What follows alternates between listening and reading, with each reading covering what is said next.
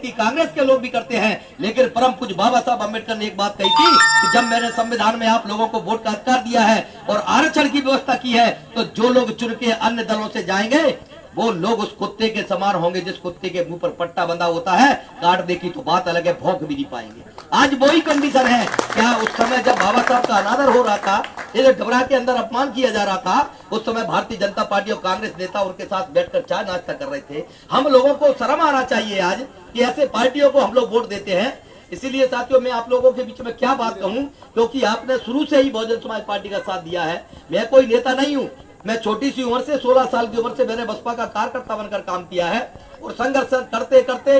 जब मौका मिला, सुरक्षित सीट हुई, उधर तो मैं जाके दूसरे क्षेत्र में जाके मेरी सीट ओबीसी थी, सामान्य थी जनपद की, तो नेता बोले कि आपको चुनाव लड़ना हो, जनपद अध्यक्ष बनना है, तो मुझे पटक दिया कछुआ वार्ड में। वहां भी ऐसा आप लोगों का, सभी का, बुजुर्गों का आशीर्वाद, महापुरुषों का आशीर्वाद रहा कि मैं जनपद का चुनाव भी जीता। उसके बाद में मात्र 4 सीटें अपनी बहुजन समाज पार्टी की जीती 25 में से, लेकिन इतना संघर्ष किया कि आप लोगों के सामने जनपद अध्यक्ष भी बना, वो भी 20 साल पहले, 25 साल की उम्र थी, मात्र 25 साल में जनपद अध्यक्ष बना। और आज उसके बाद मंडी में सदस्य भी रहा और 3 बार से मैंने टिकट मांगा है। 2008 में आप लोगों के बीच में टिकट मांगा, 13 में मांगा, 18 में मांगा, नहीं मिला। आशीर्वाद अगर बहन जी का नहीं मिला तो हम लोगों ने एक सिंगल व्यक्ति खड़ा होकर कह दे कि आप लोग डबरा के अंदर उस जगह आपने ये बोला था कि बसपा को वोट मत देना। मैं कह रहा हूं, एक कोई खड़ा होकर बोल दे कि मैं बसपा का विरोध करने आया हूं। लेकिन साथियों, आज मैं आप लोगों को बताना चाहता हूं, अगर आज आप लोगों ने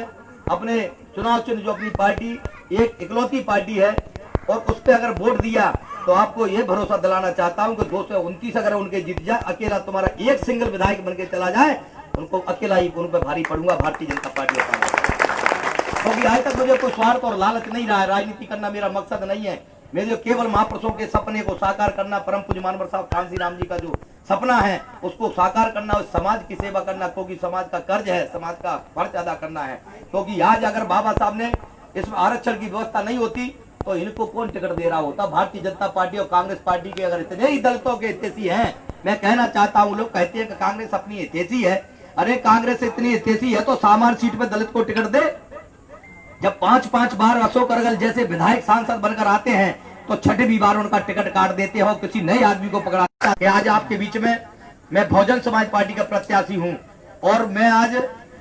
आप लोगों से ज्यादा क्या कहूं, आपको सभी पता है कि बहुजन देने से आप लोगों के बीच में कोई मतलब नहीं है। इसलिए सम्मानित साथियों, में से बहुजन समाज पार्टी के चुनाव चिन्ह हाथी का बटन दबाना है और अपने महापुरुषों का संकल्प लेकर